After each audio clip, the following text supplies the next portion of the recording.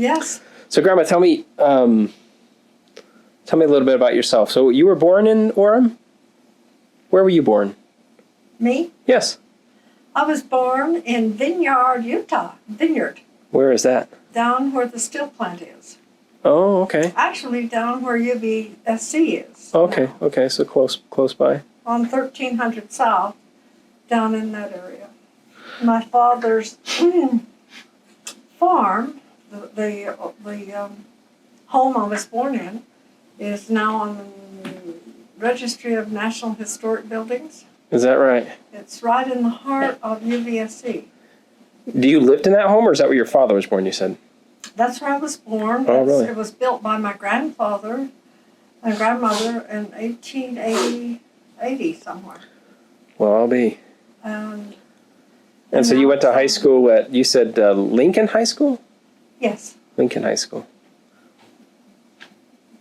And graduated in 1944. Mm-hmm. And then did you end up going to UVSC? Did you go to college? BYU. Oh, you did go to BYU. Okay. Mm-hmm. And when did you meet Clyde? We lived in the same ward, and when he came back from the military, I was directing the music, and I guess he kind of became interested in me because he could see me up on the stage directing music. Is that right? So it wasn't long till we started dating, and that was in January, and we were married in April. Wow. Didn't take long. 3 months? Didn't take long. Holy cow. He'd come home from the military a year earlier, I think. I don't know. Tell him your story, Clyde. And ended up at the hospital in Salt Lake, Veterans Hospital. Clyde's walking around the house somewhere. He's not here. Well, he was wounded. I'll have to tell you about that. And ended up in 3 hospitals, I think. Idaho, San Diego, and Salt Lake City, I guess. So, Grandpa, come here. We have some questions for you. Yeah, because I'm getting your story all twisted. So you served in the Marine Corps. In the Marine Corps. When was that? And there's my picture. This is your picture up here? And who painted that? That's an oil painting done by my cousin, Leo R. Weeks. He was back, he painted this back in 1946, I guess. I had been wounded in the invasion of Guam during 1944, and I was in 5 different naval hospitals. There's my war wound, hand grenade lit at my feet in Guam and about blew my legs off, I guess. Are you kidding me? I didn't know that. And a couple of corpsmen hauled me off to the beach and sent me out on a Red Cross hospital ship. And I wound up at the Pearl Harbor Hospital. I was there for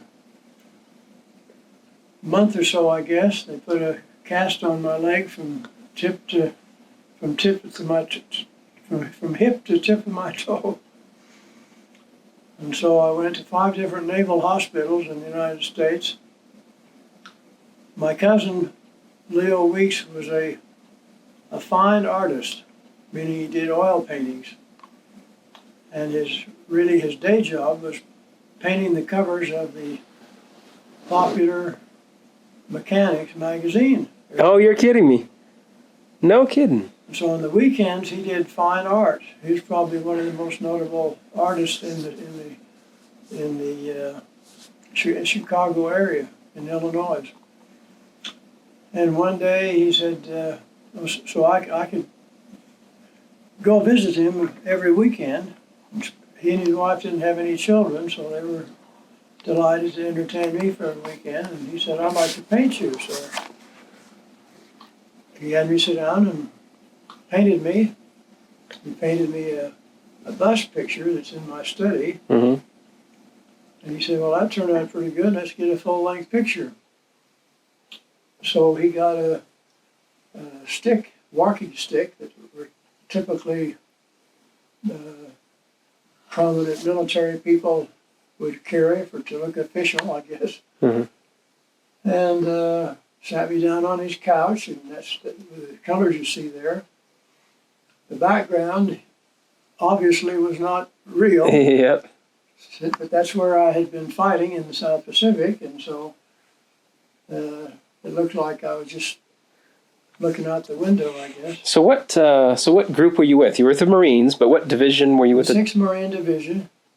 And were you with a particular troop or regiment or anything like that? Is that what they are? No, it's just called the 6th Marine Regiment. I went to boot camp in San Diego in 1943, and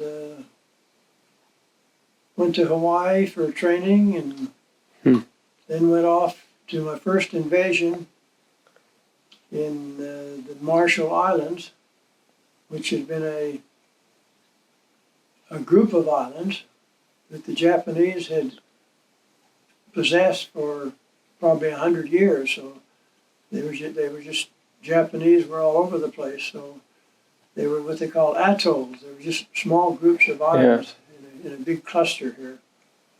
So my first assault was on the Njibi Island. We took that, and then we went on to Kwajalein Island and conquered that.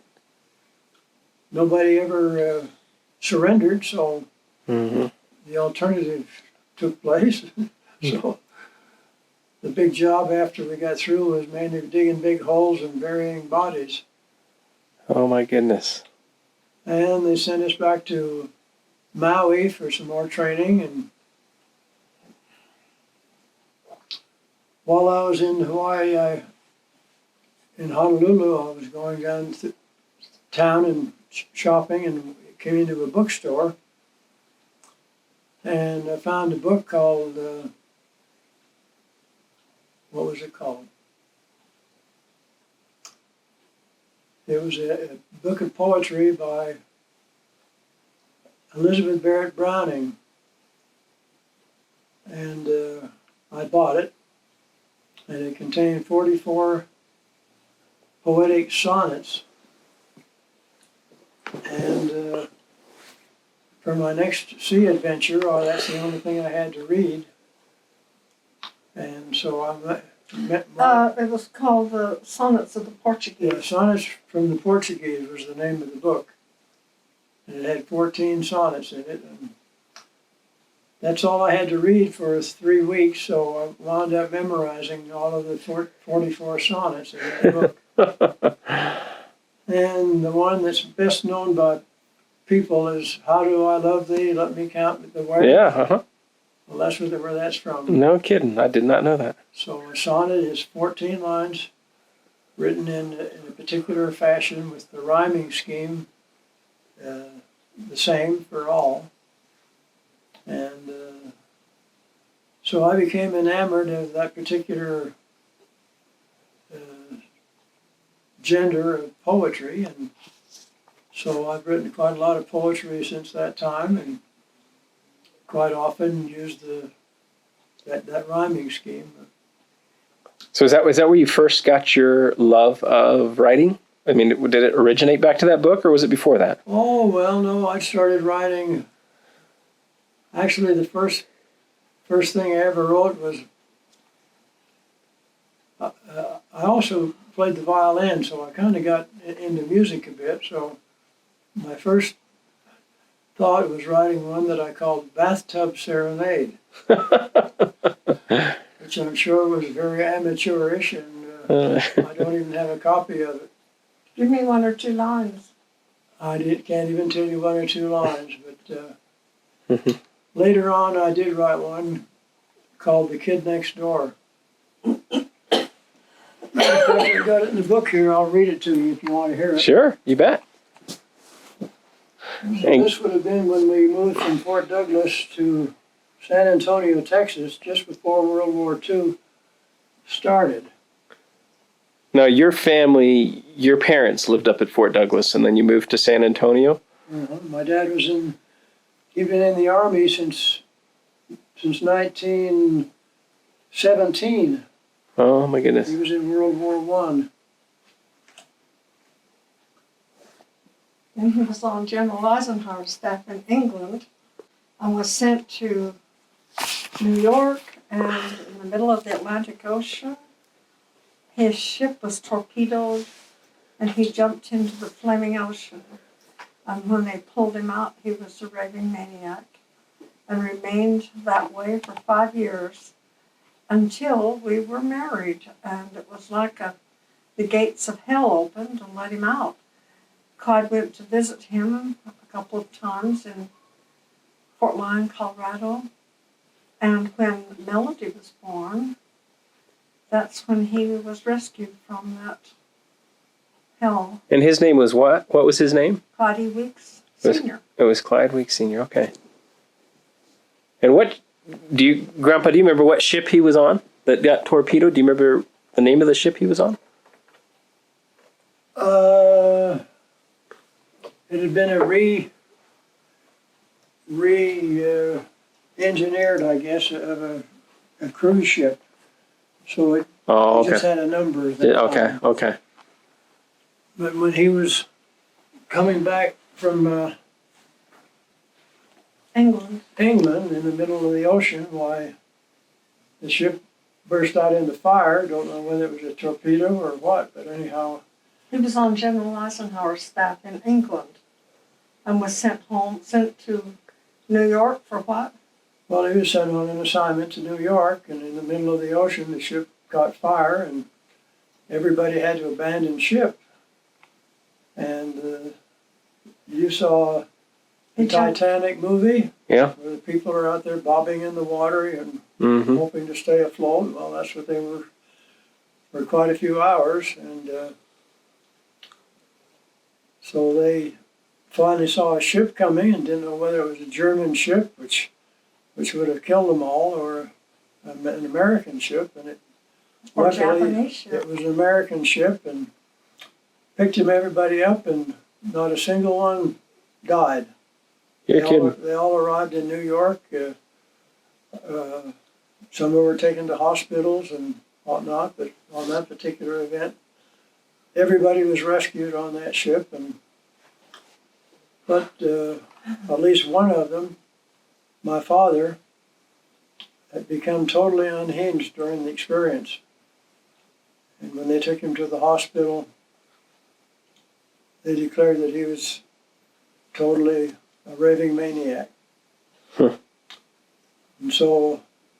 Which is interesting, he remained that way for 5 years until the morning, when our Melody, our first child, was born on April 24th, 1946. The doctors contacted Clyde from the hospital in Fort Lyon, Colorado, Veterans Hospital. He'd been there for 5 years. So this ship was sunk during World War II? Mm-hmm. This is, okay, so he was serving. And they said, on the morning of April 24th, your father showed a slight improvement. Could you come? And it was as though the gates of hell had opened and let him out. That was the morning our first baby was born. And it was she who really helped him back to reality. He'd sit and hold her for hours, rocking her, because she was not afraid of him, and he was not afraid of her. She was his lifeline. Yeah, that's interesting how... It's interesting how you would never see that diagnosis of raving lunatic. They don't have that diagnosis anymore. They would call it something else, probably post-traumatic stress or something, but it wouldn't be raving lunatic. Well, in those days they did, yeah.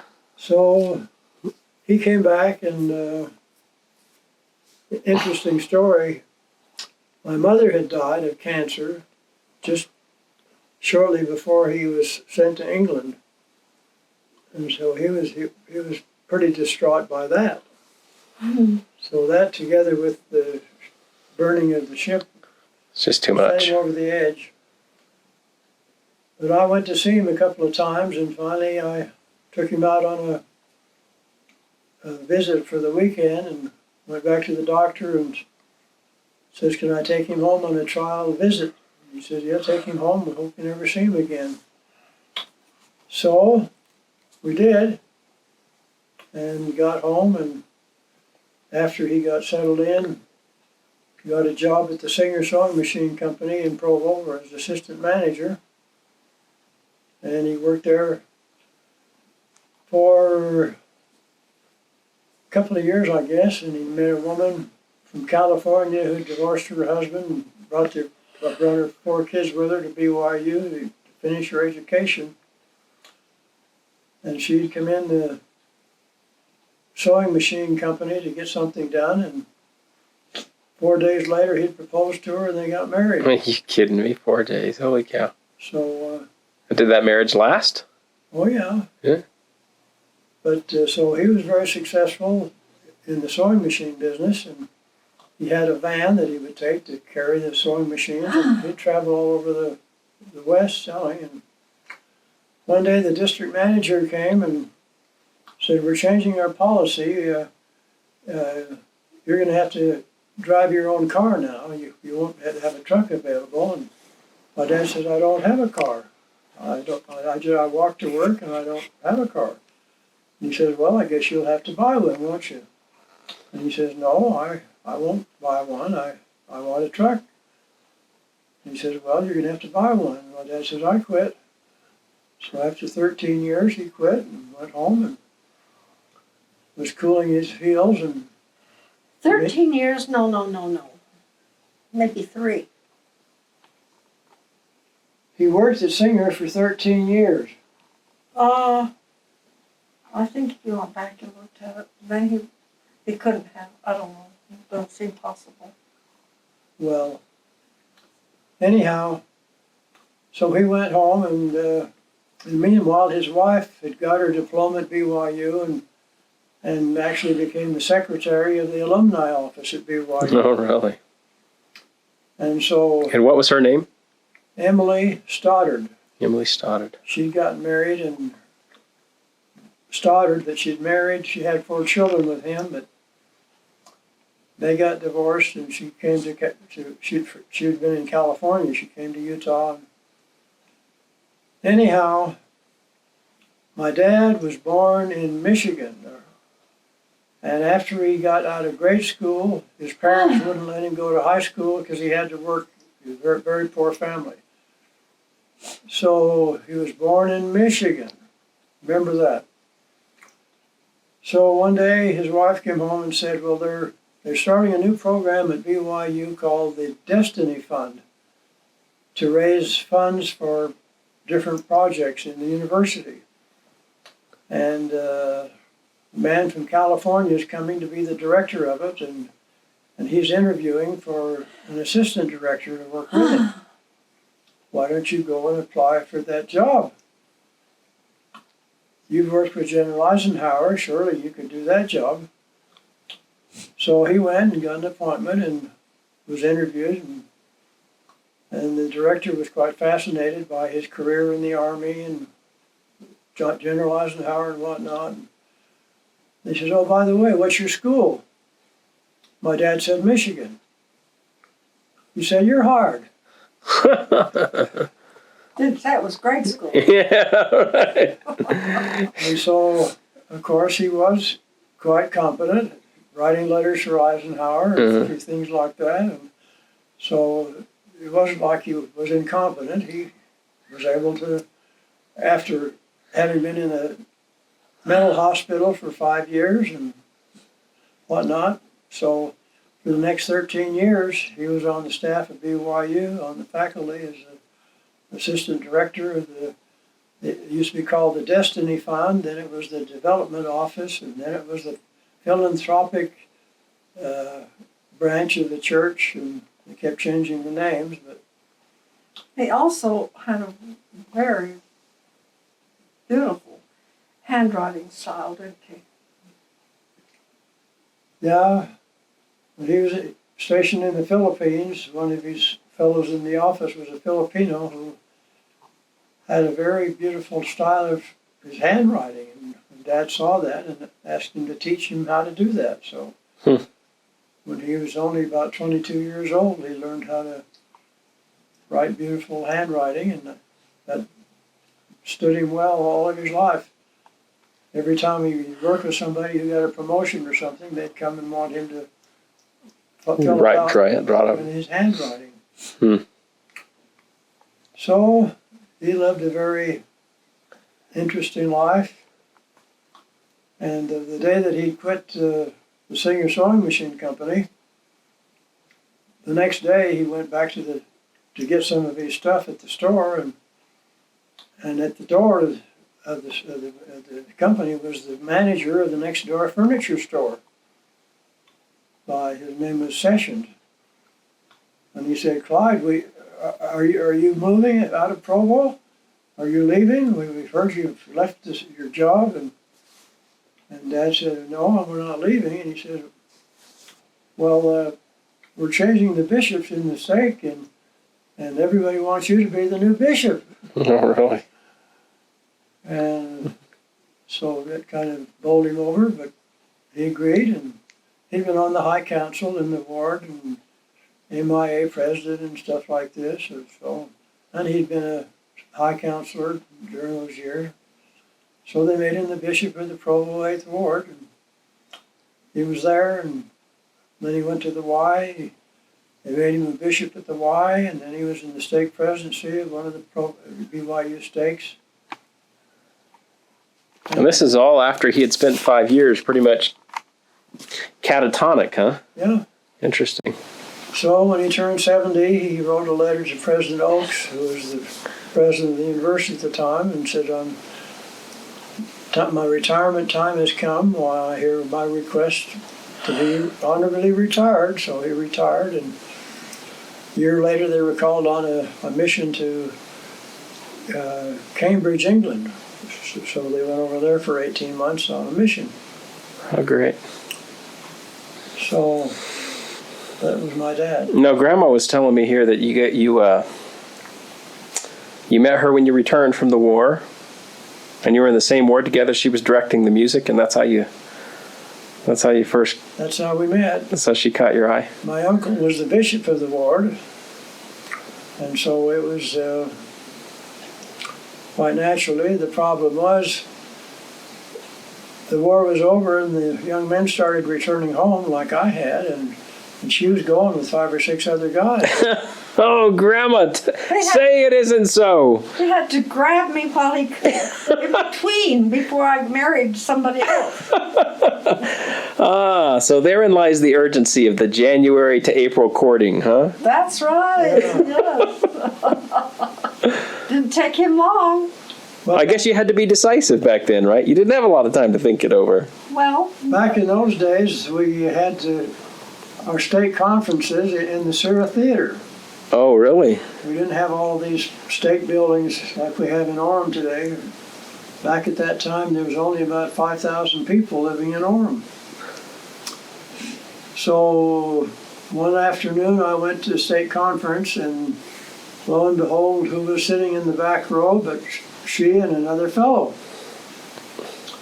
And I thought, well, she came with him, so I just went over and sat on the other side. can you imagine that? Oh, that's so funny. So the conference proceeded, and Marky Peterson was the visitor for the conference that day, and he told about a girl who had gone with 2 boys before the war, and one had been faithful in the church and the other one hadn't, and whatnot. And so she finally married the one who had been faithful in the church. And It was our story. about then I wrote a little note to her, and it says, "Helen, I love you very much. Will you marry me?" Yeah, right then and there. So I handed over the note to her, and I don't know, the boyfriend was sitting on the other side. Oh, my gosh. so she wrote back, "I'll tell you after the meeting." You know why? I didn't want to walk home. I figured if I said that, then he would offer me a ride home instead of walking 2 miles. When I was gone, I had to withdraw funds out of my $50 a month paycheck. I saved up $800 while I was in the military, and so I bought a 1938 Packard coupe. So I had wheels. Very good. And so that's what she wanted to ride home with. So you walked out after, and you just ditched your other date, Grandma? Well, he really wasn't a date. It was just Okay. he was sitting next to the three of us were sitting there. And Clyde didn't know that I didn't come with him, and I guess I wanted to ride home. So you walked out. You told him yes. Not exactly. How did that work? We rode home, and then what?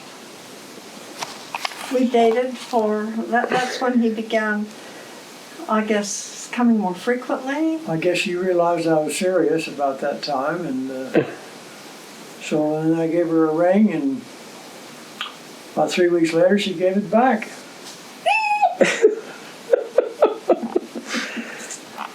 Why? I don't remember. She never would tell me why, but so another week or two went by, and I don't know if I guess I called her and asked her to go out to go to a movie or something, and started up again. And one night she said, "Can I have my ring back?" So We were married 4 months later. My goodness. Salt Lake Temple. and 9 kids later. Yeah.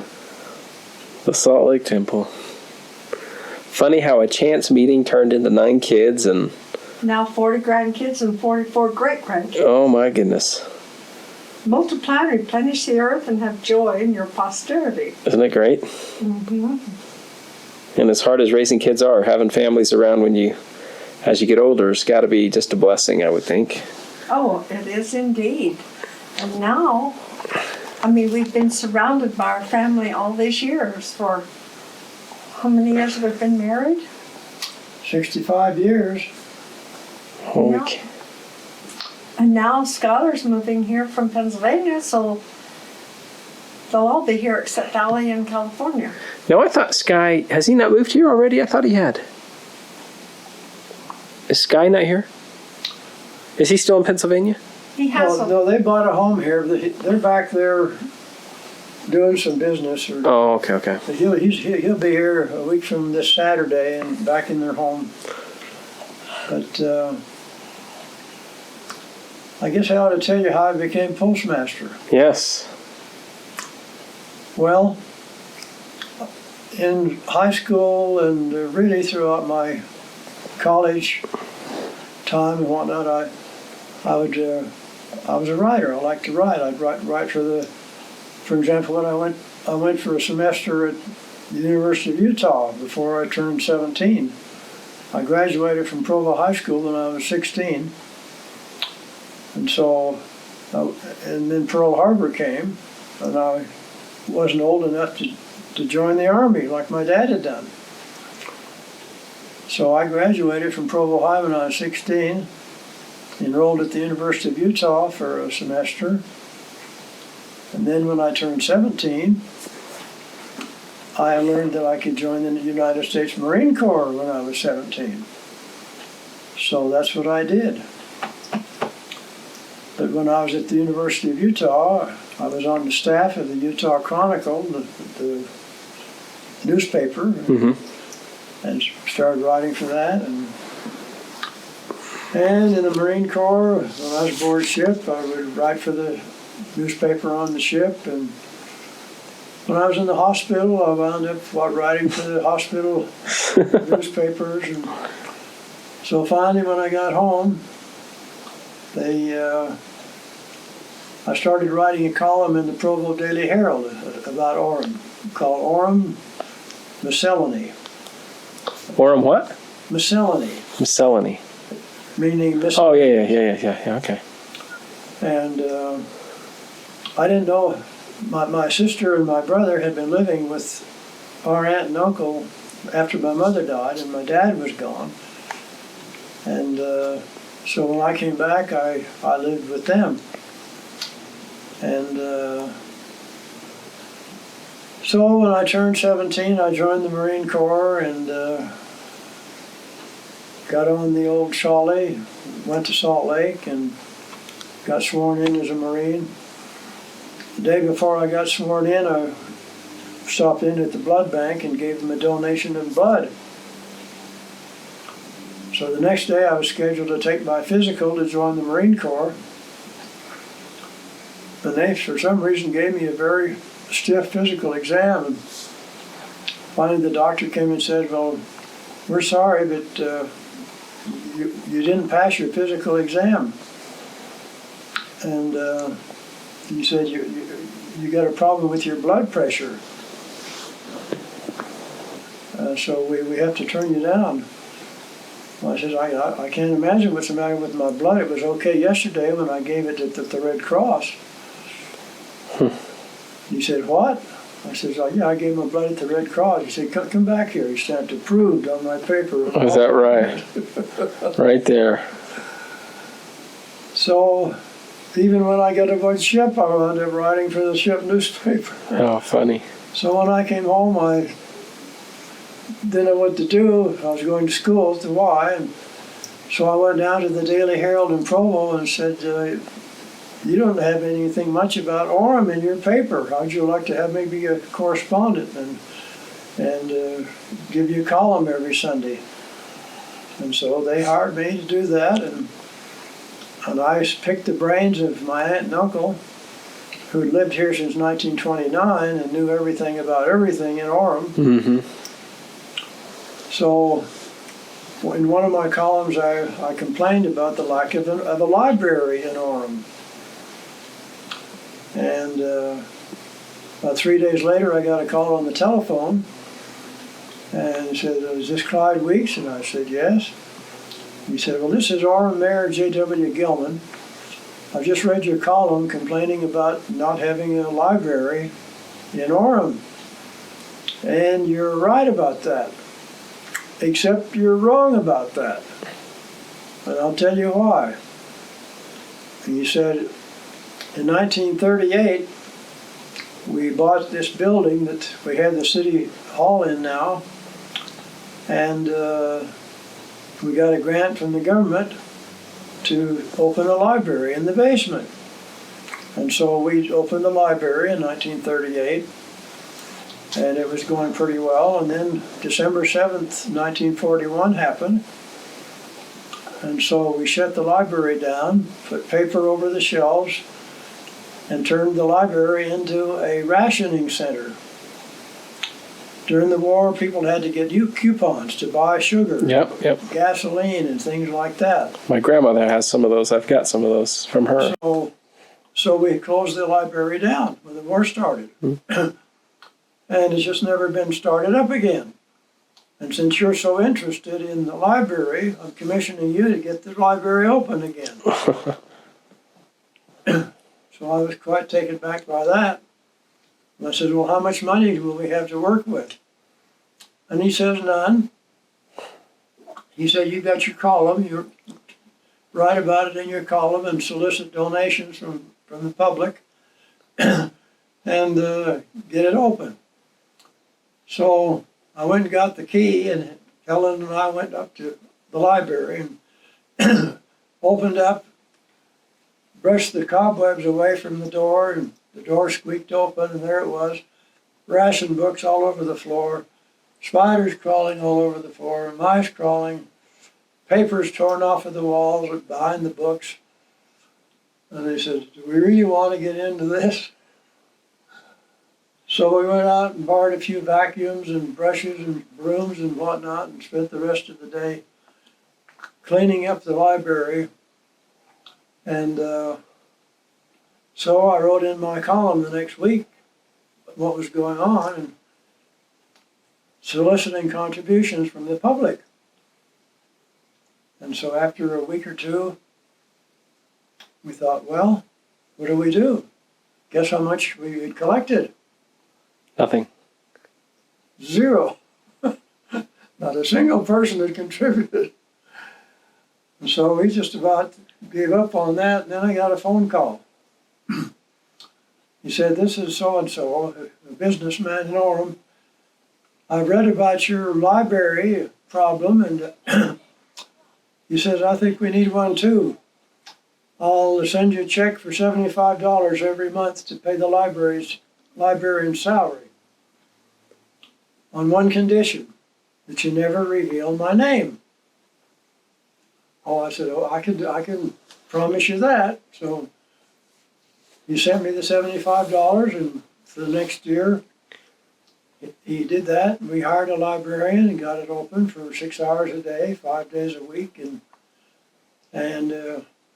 9 months later, the city council met and appropriated a $500,000 levy for the library's operation.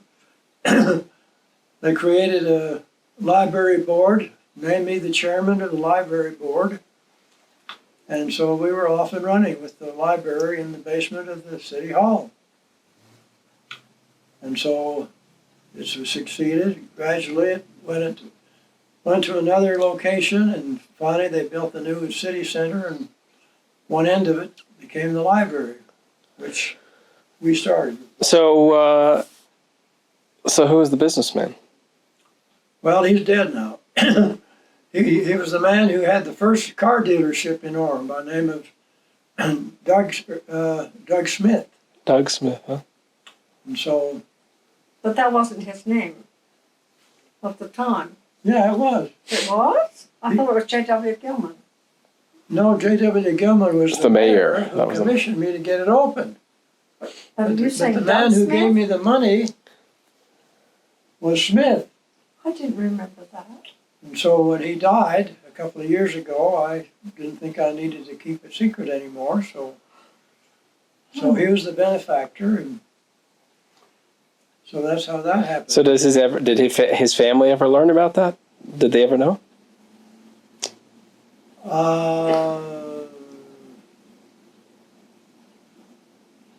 I wrote about it in my column. Oh, you did. Okay. Except for the name of the person. Yeah.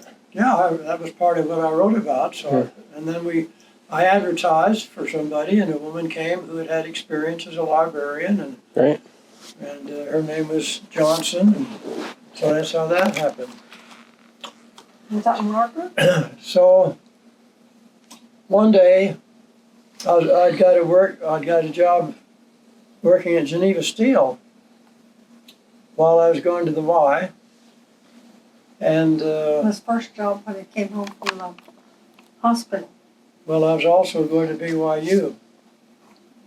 One day I got a phone call from a man who said, "This is P.K. Nielsen.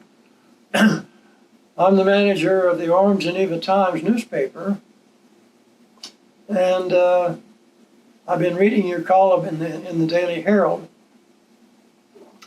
And as you may know, our owner, Arthur V. Watkins, has been elected to the United States Senate, and he's also been the editor of the paper.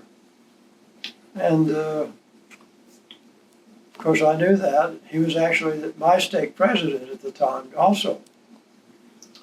And he said, he's leaving. I like what you've been writing. I'd like to offer you the job as the editor of the Orem Geneva Times." Are you recording this? Yes. Wonderful. And so here I had a job with a steady paycheck, and this was a weekly newspaper that had been started in 1930. And I thought, gee, editor of the Orem Geneva Times. I said, well, how much is it going to pay? And he said, well, how much are you getting now? And I told him, and he says, well, come down and look over our shop and then decide what you want to do. So the office was in Provo, right next to the liquor store. So I went down and looked it over, and he told me what it was all about, and so I agreed to become the editor of the Orem Geneva Times. Quit my job at Geneva Steel, and they paid me the same as I had there. Started writing the editorials, and after I'd been there a couple of weeks, P.K. Nielsen says, "Clyde, I want you to come with me for a few minutes." And so I went with him, and he introduced me to all the merchants in town. And when we got through, he said, "Now you're also the advertising manager." He said, "What pays to put the paper out? These people putting ads in the paper," which of course I knew. Yeah. And I had never sold any advertising. Uh-huh. But I did then. I started making my rounds and selling it because he was retiring. He's an older fellow, and he was about ready to retire. And so I became the advertising manager as well as the managing editor, and and off we were. So I had quite a great experience meeting people and whatnot. Then one day, he said, "Clyde, Senator Watkins had gone back and taken his seat in the Senate. Senator Watkins has sold the Orem Geneva Times to the editor of the Vernal Express newspaper, a man by the name of Neff Smart. And he'll be here next week to take over the ownership of the paper. And I guess he'll be doing what you're doing."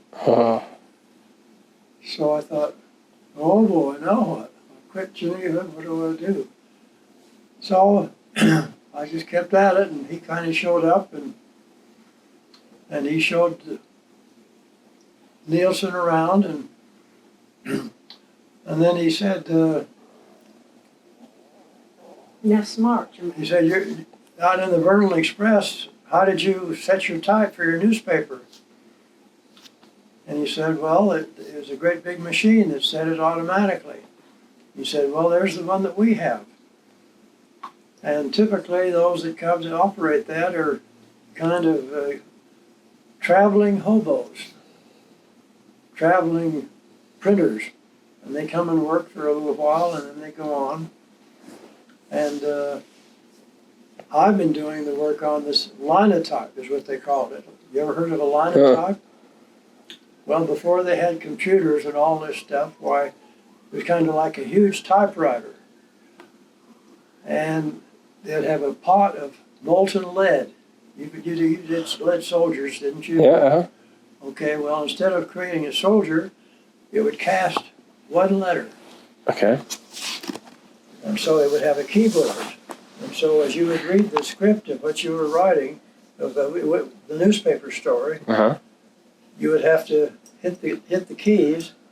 Each time you hit a key, the master of that letter would go down in molten lead and come up with a slug of molten or of Solid. lead, Yeah. Huh? with that letter Imprinted on it. in it, indented in it. And so they would collect into what we call a line of type. My So the gosh. machine was called a linotype. Okay. And so you'd have these lines about this long, about that thick, that wide. And so they would click into a trough, and they would print copy, and as you come to the end of the line, it would click down in here. So you'd have a tray about this long with the story.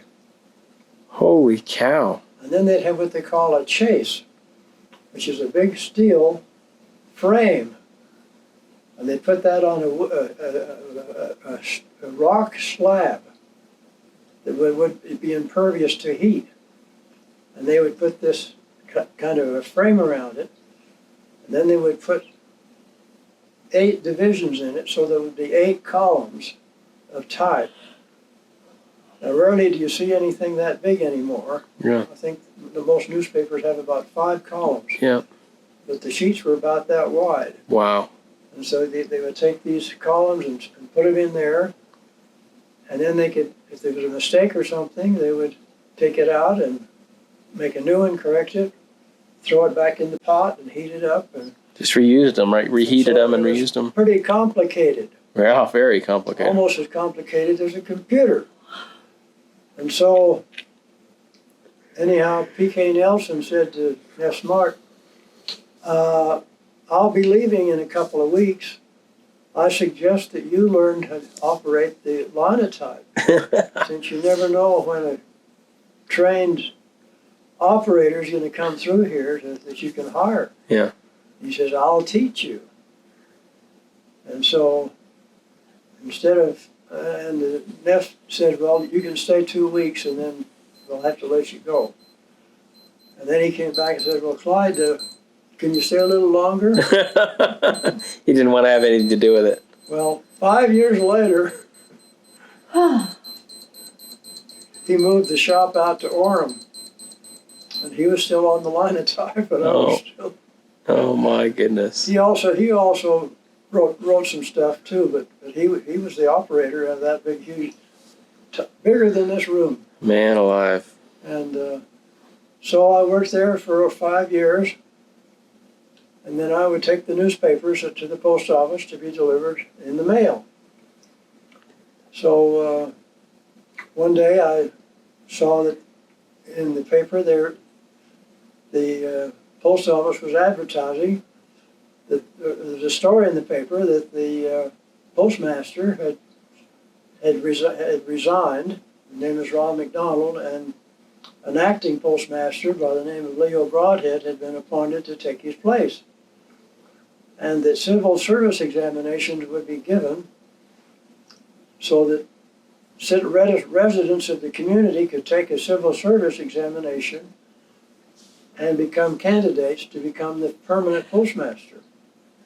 That took a bit of courage, didn't it?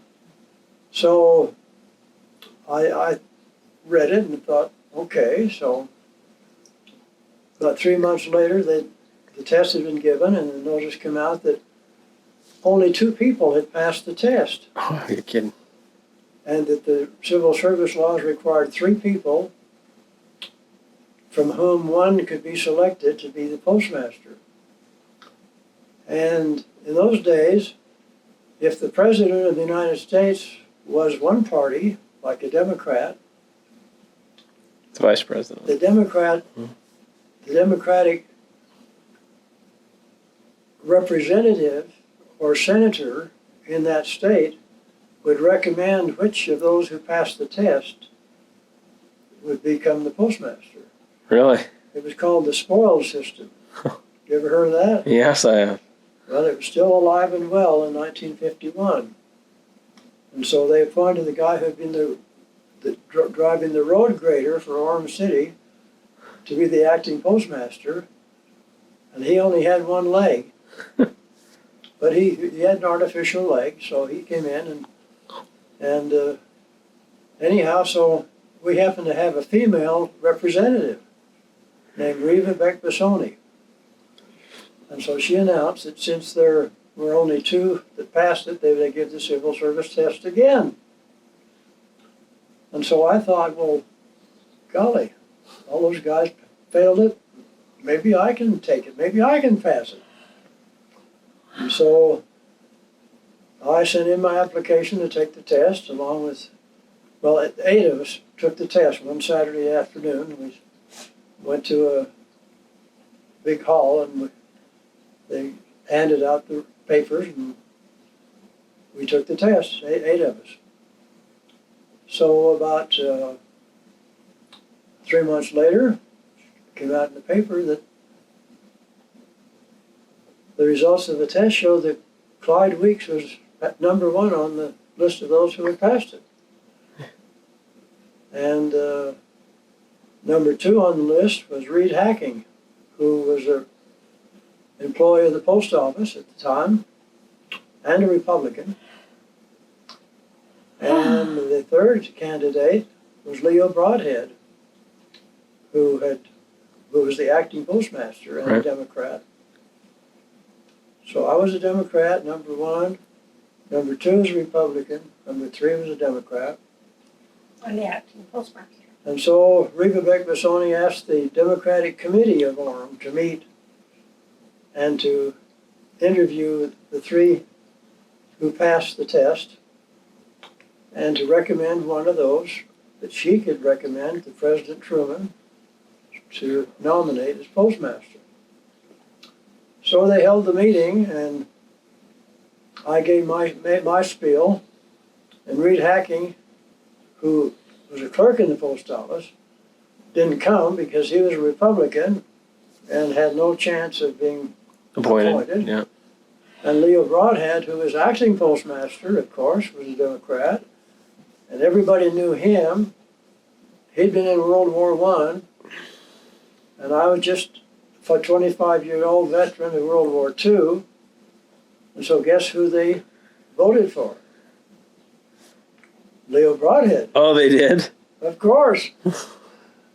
I was just an upstart kid. Why would they want me to be the postmaster?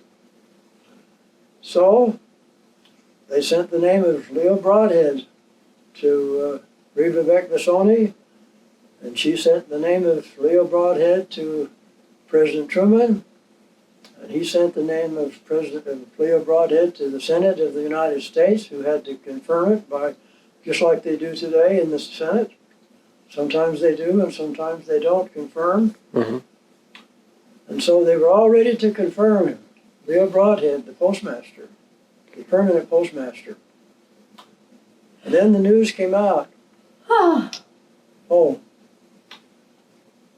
those who took the test, if they were a veteran, they were given 5 points added to their score.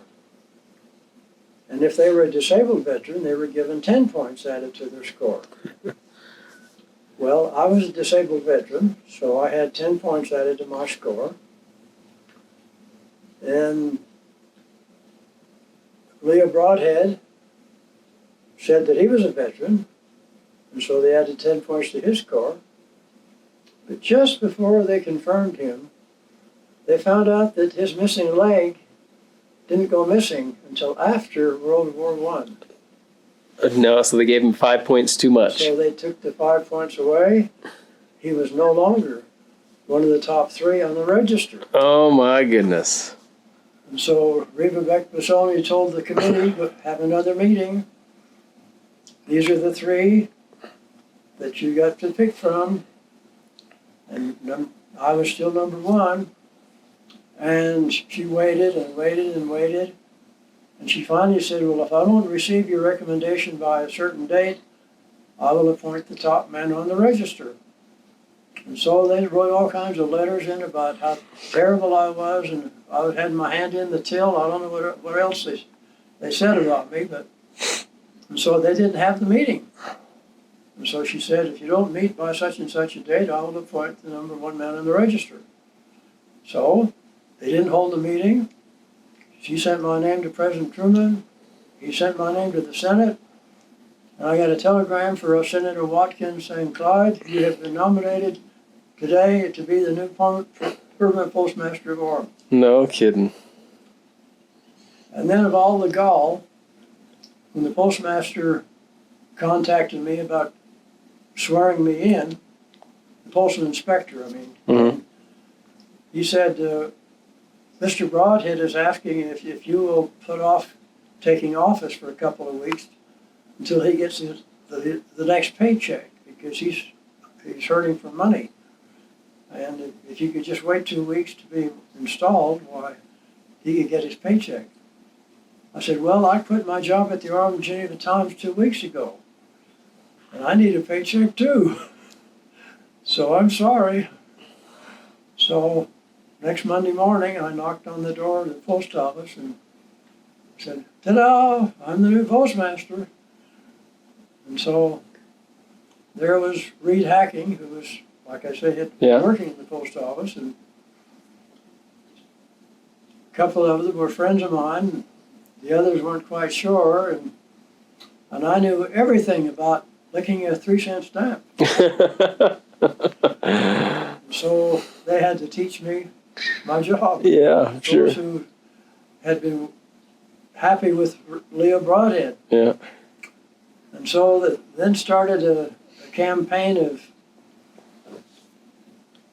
trying to get me out somehow, trying to get the goods on Clyde Weeks.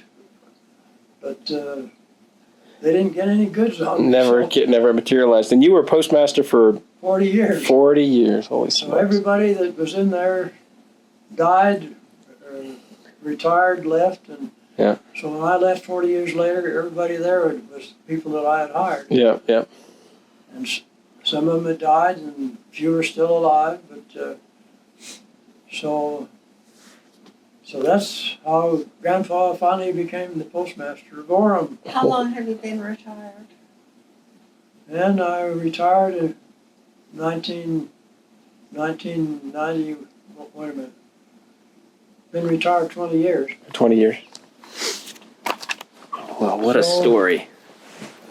What a story. Thank you for capturing that. Yeah, it's going to be great to have on video and audio. I can distribute it in both ways, yeah. Well, I need to, before I go, I need you to tell your violin story. I want to capture your story of how you got your first violin and then hear an actual performance of your first violin song. Well, our family lived at Fort Douglas. My father was in the Army. I've been in the Army since 1917 in World War I. He married my mother, who was a girl from Canada, who had been in training as a nurse. They got married, and he was assigned to the Philippine Islands, where I was born on November 18th, 1925.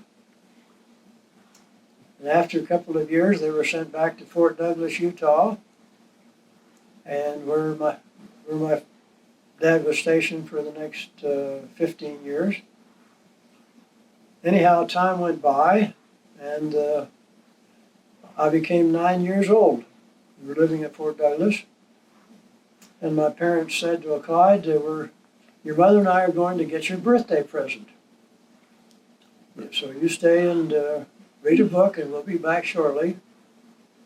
And so I read a book, and after a while they came home, and they came in the door, and my dad was carrying this strange looking thing that I thought looked like an alligator. It looked just like the skin of an alligator. And I said, "What is it?" And my dad said, "It's a violin, and it's a musical instrument, and you're going to learn how to play it." I says, "I don't want to play a violin, I want to play baseball." And my dad says, "Well, if you want to play baseball, you've got to learn to play the violin. And your music teacher will be here next Wednesday at 6 o'clock to give you your first violin lesson." Well, I shook my head, and I didn't want any part of that thing. So about a week later, the doorbell rang, and I went to the door and opened it. And there, standing in the door, was a big, tall soldier dressed in a military uniform. And he said, "Hello, Bunny," which used to be my nickname. "I'm Sergeant Bandel, and I'm your new violin teacher. And I also play the trumpet in the Fort Douglas military band." Just then my dad saw him and said, "Come in." He told me, he said, "Clyde, take him upstairs into your bedroom and he'll give you your first violin lesson." I didn't know anything about music, didn't know anything about violins, but I did think it was rather strange that I had a violin and my teacher didn't bring his violin and never did. But that's okay, but he taught me a lot about music. So it was a pretty traumatic experience having to open this violin up. And it was the strangest looking thing I ever saw. And cut in the top of the violin were these strange holes. And I said to Sergeant Bandel, "Well, what are they for?" And he said, "Well, that's so that the music can come out. If you didn't have those, the music wouldn't come out." And then he said, "Look carefully inside this hole. And you'll see a little piece of paper stuck against the back inside the violin." And so I looked at it, and it says, "Vienna Strad." And I said, "What does that mean?" He said, well, it was made in Vienna, Austria, and it was a copy of a violin made by Antonio Stradivarius, who was the most famous violin maker of all time. He said, Vienna Strad, handmade, 1911. And I thought, my, that's an old violin. So 100 years old now. I never thought much about it till lately. I looked at that the other day and I thought, 1911, 1811, 1911, 2011, this violin is 100 years old.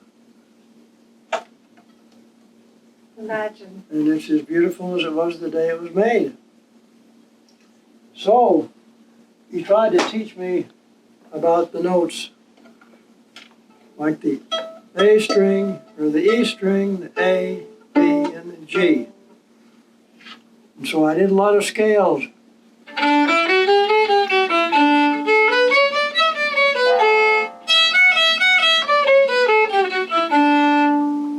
So one at a time, one finger at a time, I figured out what it was all about. And then he said, it's time to play a song. And so he gave me the music, and this is how it sounded.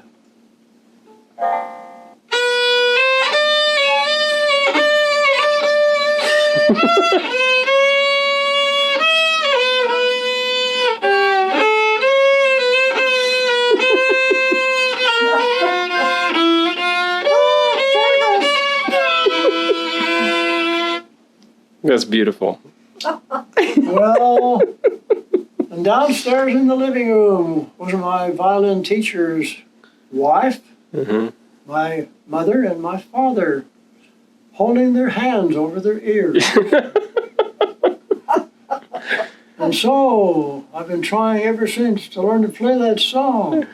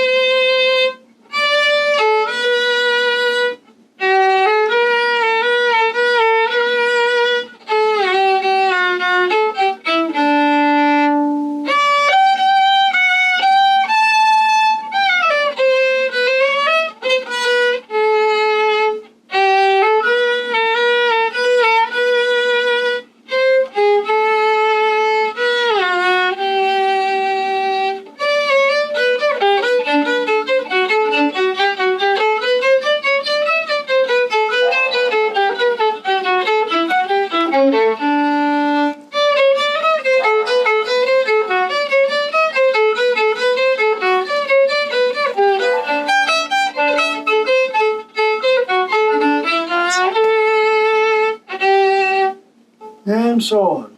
Beautiful, beautiful. I'm running. Okay, on my violin's 100th anniversary, it had a baby. And there it is. We call that Clyde Jr. the Third. And this is how he sounds.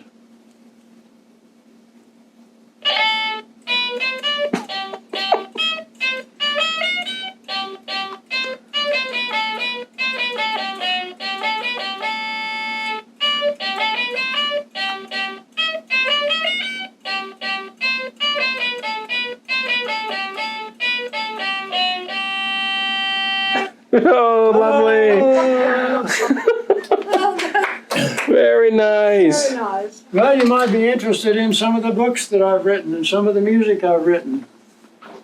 There's a song I wrote many years ago when our daughter Mary Christie was just a little tyke. Elvin the Christmas Elf. Elvin the Christmas Elf simply was beside himself when Christmas came. So I'll give you Very good. my copies of these. Lovely. Elvin the Christmas elf simply was beside himself when Santa said, Elvin. What? You'll have to stay behind. As an outgrowth of my work at the Orem, Geneva Times, one day I was in the city council meeting and people come in wanting to pick up a copy of the history of Orem. And they said, well, there isn't one. And I was in the front seat of the room, and one of the city council said, well, there's Clyde Weeks. Let's get him to write the history of Orem. And I took it back. I was taken back by that, and I agreed to do it. He said, we want it back. We want it done by 1 year. So in 1 year, I produced Sagebrush to Steel, an Orem Centennial History from 1861 to 1961. And it's got pictures of all the mayors. And Oh, very nice. actually, Orem has had 20 mayors since 1919, and I have known personally all of them. Really? Wow. Not all while they were mayor. Yeah, right, but all during their lifetimes, yeah. And while I was at the post office, I produced this book with all my postal employees called Orem Postal People. One day I hired Donnie Osmond's brother, who is hard of hearing, who's deaf. He and his older brother are deaf. And I hired him as a mail carrier. So one day I got him to get his sister to come in, and there's a picture of Tom, her brother, and there's Marie. And these are pictures that we took that day of Marie's. Oh, how fun. But these are pictures of all my employees in 1988 when I produced this book. And you've got another one over there too. Did you do that one as well? What is that? Well, this is Orem's 20th mayor, who just died last week, Jerry Washburn. And so I've got stories about all 20 of them. Some years ago, I produced for Orem City 63 copies of the Orem City Happenings newsletter. And in this book, I've got the 63 actual copies Is that right? incorporated in this book. So, and then there's stories about the history of Orem. There's the same page of the other history book. Mm-hmm. So I made this, and they're in the Orem City Library. And there's my book called Raspberry Rhymes and Vicarious Verses of a Mellow Mormon Bishop. And when Donnie was my counselor at BYU when I was bishop, he wrote the foreword to my book. No kidding.